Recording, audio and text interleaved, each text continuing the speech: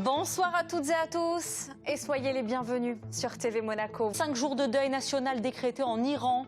Le président iranien Ebrahim Raïssi est mort dans le crash de son hélicoptère. Qui pour lui succéder? Le régime totalitaire va-t-il rester en place? Doit-on s'attendre à un soulèvement?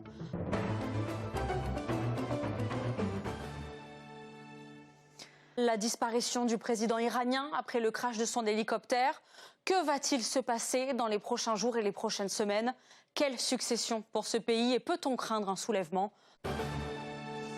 Nous sommes en ligne avec Fahimé Robiol. Bonsoir, chargé de cours à l'université de Téhéran, ancienne professeure à l'université de Kaboul et auteur de l'ouvrage Femmes, vie, liberté, parlons-en. Merci d'être avec nous, Fahimé.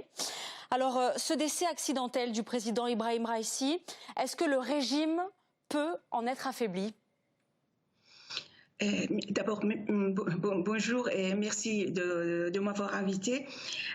Pour tout vous dire, ce président, il avait qu'un rôle exécutif et il faisait ce qu'on lui demandait à faire par la stratège donneur de l'ordre qui était Khamenei. Donc ce qui va se passer, c'est conforme à l'article 131 de la constitution iranienne. Il y a un vice-président qui s'appelle Mohammad Mokber, qui a 68 ans, et qui va le remplacer et que la succession va avoir lieu dans moins de 50 jours conforme à la Constitution.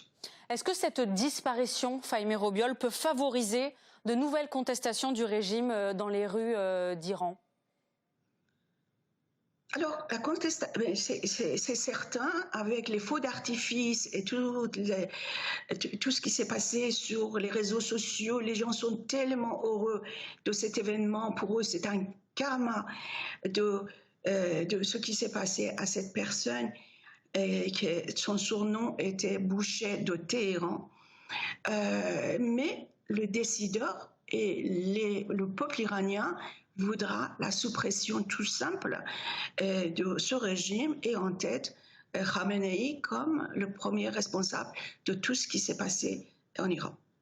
On va revenir, si vous le voulez bien, quelques instants sur le rôle du président. Quel est son pouvoir en Iran?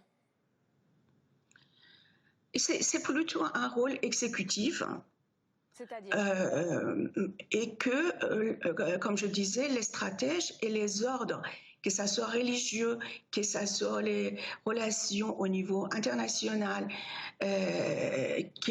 économique, tout est passé par Khamenei et puis le Sepah Pasdaran, qui est le bras militaire en Iran. Il est sous l'autorité du guide suprême. Absolument. Ebrahim Raïssi, c'était aussi un hyper-conservateur, surnommé le boucher, vous l'avez dit un petit peu plus tôt. Est-ce qu'il faut, selon vous, le remplacer par un président plus libéral pour calmer le peuple et la communauté internationale, ou faut-il, au contraire, renforcer l'autoritarisme du pouvoir? Alors, l'élection parlementaire et l'élection de ce président est passée par une sorte de tamis pour prééliminer tous les candidats qui n'étaient pas conservateurs, pour pouvoir laisser la main libre au guide suprême, dont son objectif, c'est de se remplacer par son fils, qui s'appelle Mojtaba. Donc aujourd'hui, le destin de Raïssi voulait qu'il a été élu par l'Assemblée des sages, des experts. Cette semaine, il allait avoir lieu l'élection du président de l'Assemblée des experts qui allait choisir le futur guide suprême. Donc, lui, il avait toutes ses chances pour devenir le président de l'Assemblée des sages. Maintenant, la question qui s'est posée, ce n'est pas dans le sens où il va avoir un autre gouvernement. Non, il va avoir à nouveau, il va avoir les conservateurs qui vont persister parce que c'est le souhait de Khamenei pour justement emmener par sa politique et son stratégie l'arrivée de son fils. Alors, quel candidat, justement? Vous avez parlé de son fils il y a quelques instants, mais on dit que l'ancien président le plus modéré, Hassan Rouhani, se préparait. Alors lui, pendant longtemps, il se croyait de pouvoir être un potentiel candidat et il était considéré par les Occidentaux comme un candidat réformateur convenable. Mais le souci, c'est que sa candidature n'a même pas été acceptée pour qu'il puisse être un membre de ce Parlement des experts. Donc il ne peut jouer aucun rôle parce qu'il n'est pas dedans. Est-ce que ça veut dire, Fahimé Robiol, que la mort du président est finalement qu'une anecdote et que le régime est bien en place? Le régime, en apparence, est en place. La preuve, c'est que l'ONU vient de décréter 1 minute de silence. On a vu les réactions de Charles Michel, on a vu les réactions du ministère des Affaires étrangères iranien, mais personne, c'est comme si personne s'est renseigné les tweets, les vidéos, des faits qui sont en ce moment en cours en Iran. Cela veut dire qu'il y a un décalage total entre le régime et son peuple. Le régime le sait, le régime est en train de s'effondrer en intérieur, et donc ça ne peut qu'être un pas plus vers cet effondrement. Mais ce n'est pas parce que lui, il est tué et que le régime va vaciller parce qu'il est disparu. Le régime va faire comme, mais c'est vraiment la volonté du peuple et qui va décider.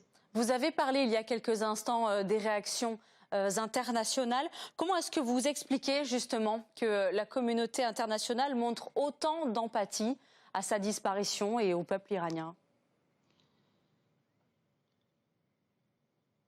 La communauté internationale montre une empathie au régime. Et quand il dit toutes nos condoléances au peuple iranien, c'est-à-dire il n'a rien vu de cette célébration, de cet accident qui a fait tuer le boucher de Téhéran. Le boucher de Téhéran, en 88, entre août et septembre, a tué dans un comité qu'on appelait comité de la mort, et il y avait 3 personnes dont lui, il y a eu 8000 personnes exécutées, toutes les demi-heures, 32 personnes, par des grues. Donc ça ne peut pas que la communauté internationale ignore ça. C'est-à-dire cette personne-là aurait dû être exécutée, être condamnée pour crime contre l'humanité. Donc je comprends que la diplomatie voudra qu'on présente ses condoléances. Mais de là, d'ignorer complètement ce qui s'est passé depuis hier après-midi, lorsque les Iraniens ont appris que l'hélicoptère est disparu dans les montagnes, et ne pouvaient pas faire un geste aussi grave que cela. Fahimé Robiol, excusez-moi, et cela montre ô combien les Iraniens sont seuls dans leur combat. Alors vous avez publié un livre intitulé « Femmes, vie, liberté, parlons-en » qui traite justement sur la place de la femme dans des régimes totalitaires, dont en Iran. On se rappelle la mort de Mahsa Amini, 1 an après l'arrivée au pouvoir de Raïssi, parce qu'elle portait mal son voile. Est-ce que les femmes, justement, vont, selon vous, tenter de se soulever pour élire un adversaire? Alors, il faut savoir que c'était quelques jours après la désignation, je ne dis pas élection, désignation de ce président de la République islamique, qu'il a renforcé la police des mœurs, c'est-à-dire les femmes avec des hommes, avec leurs vannes, qui arrêtaient les femmes qui, pour eux, ils ne portaient pas convenablement leur voile.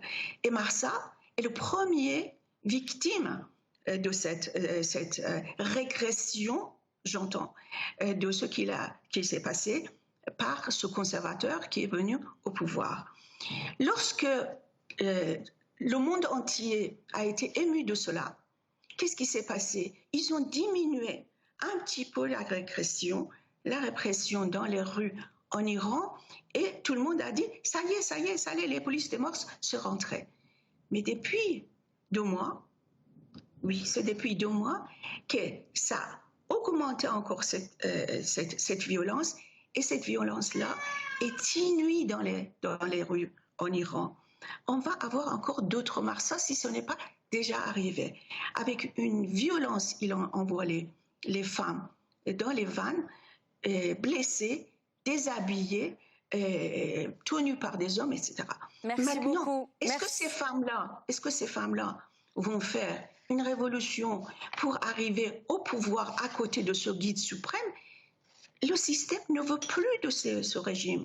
Vous Merci voyez? beaucoup, Donc, Fahimé Robiol. je vous en prie. Merci d'avoir répondu à nos questions ce soir. Excellente soirée à tous et à demain.